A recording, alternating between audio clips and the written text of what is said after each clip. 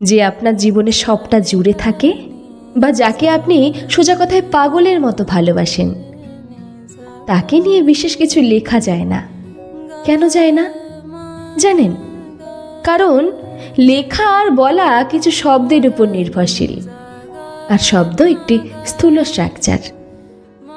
আপনার অনুভূতির সূক্ষ্ম পরতগুলো শব্দের ভাষায় ঠিকমতো যে রিফ্লেক্ট হবে না, এটাই তো স্বাভাবিক। যাই লিখবেন, যাই বলবেন, মনে হবে না না, আরও কিছু, আরও বেশি কিছু।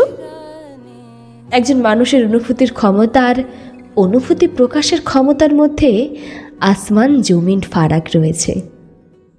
যেই ফারাক যত কমিয়ে আনতে পারে, সে তত বড় শিল্পী।